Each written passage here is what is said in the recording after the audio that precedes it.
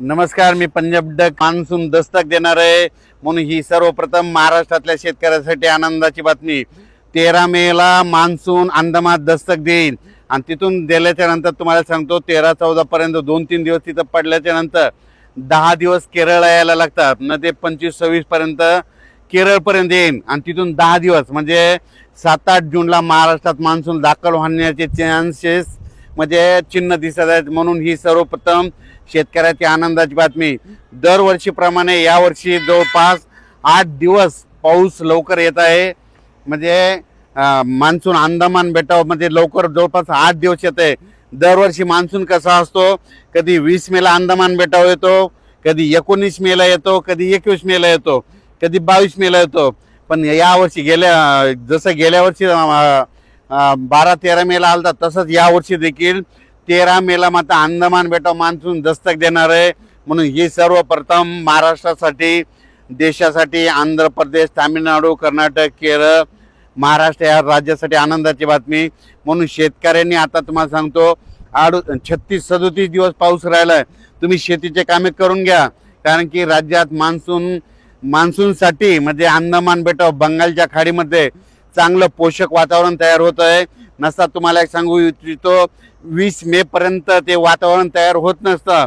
पण यावर्षी जवळपास न काय होणार आहे, 10 मे पासूनच तिथं हालचाली चालू होणार आहे आणि 13 मेला मात्र अंदमान बेटावर मान्सून दस्तक देईल, मान्सून दाखल होणार. म्हणून ही सर्वप्रथम शेतकऱ्यासाठी आनंदाची बातमी.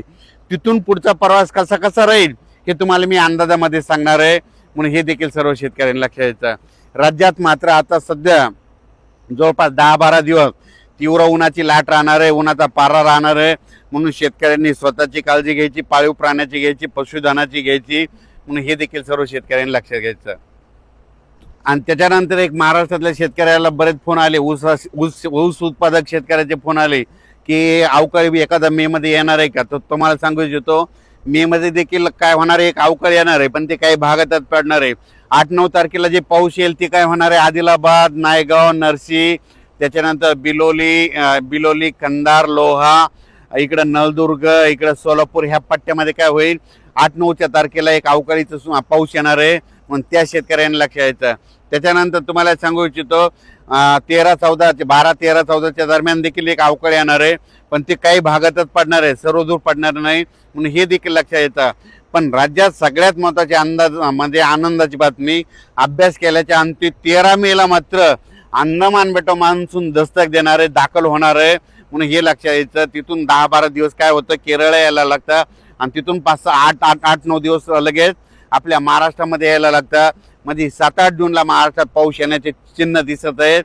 म्हणून हे देखील लक्षात यायचं. आणखीन त्याच्यामध्ये बदल कसे होणार आहेत हे तुम्हाला दररोज 2-2 दिवसाला अपडेट दिला जाईल. म्हणून हे देखील सर्व शेतकऱ्यांना लक्षात यायचं.